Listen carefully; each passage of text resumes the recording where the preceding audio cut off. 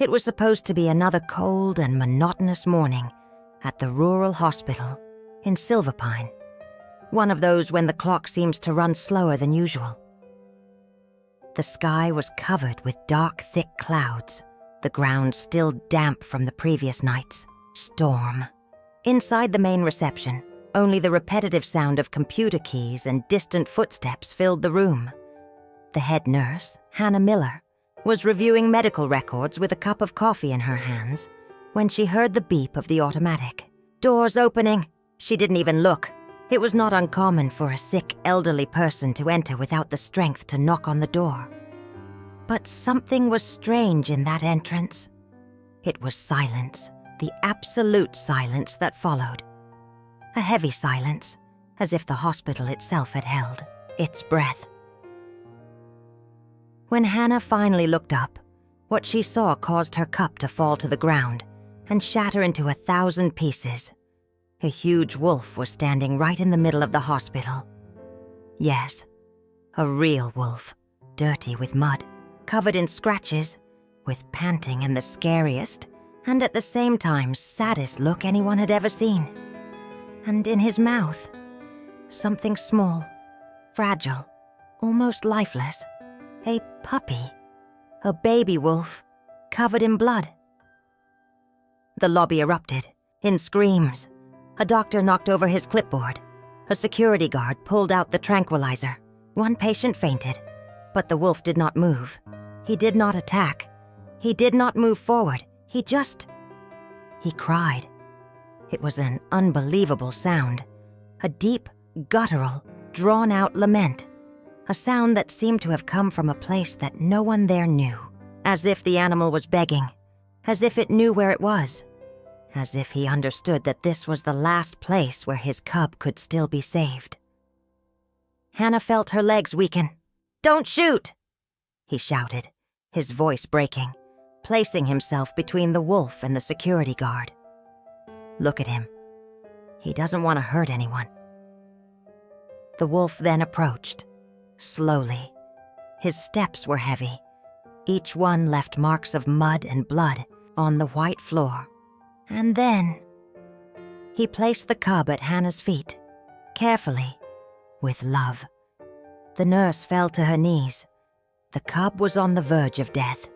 There was an open wound on the side of his abdomen, dried blood around the mouth. The paws were already shaking less, and that was a bad sign. She took him in her arms, as if he were a newborn. "Let's fix this, my love. You won't die today." Hannah looked into the wolf's eyes for a moment, and what she saw there left her speechless. It was the look of a father who was about to lose everything. Without thinking, she ran inside with the puppy and the wolf. He sat there watching through the glass door, stationary. Silent. The hospital has become chaos. Doctors and nurses went into emergency mode. A children's trauma center was improvised for a wolf puppy. "But that's a wild animal," shouted one of the inmates. "So what? He's alive," Hannah countered, already putting the cub in a thermal blanket. The next 2 hours were a battle against time. The cub lost consciousness once. The heart stopped for 27 seconds. Hannah screamed. Doctors cried. A veterinarian who was on duty happened to join the team. Children's ICU technicians improvised supports with adhesive tape and oxygen hoses. Outside, the wolf remained motionless, as if it were part of the architecture. But his eyes said it all. Pain, hope, fear, and then a small miracle. The cub opened his eyes, weak, tired, but alive. The heart stabilized. The breath returned. The bleeding stopped. When Hannah came out of the room with the puppy in her arms, the entire hospital stopped. She approached the door.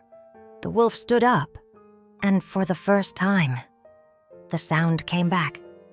"He survived," Hannah whispered. "You did it. He is saved." The wolf looked at the cub for a few seconds. Then he looked into Hannah's eyes. And then he did something that no one there would ever forget. He lowered his head, a gesture of gratitude, of reverence. Then he turned around and disappeared into the forest. But the story was far from over. The next morning, when they arrived at the hospital, the employees found something at the door. A bouquet of wildflowers, bluebells, white daisies, covered in dew. They thought it was a coincidence until the next day, at 3:30 a.m., security cameras captured the scene that shocked the world. The same wolf, alone, with flowers in his mouth. You don't need to understand. You just need to feel. Today, the cub lives in a protected sanctuary in the mountains, under the care of biologists, and with the support of a foundation that was created because of this event. The wolf was never seen again. But some say that on rainy nights, you can still hear a howl in the distance, coming from the forest. A howl. That sounds like crying.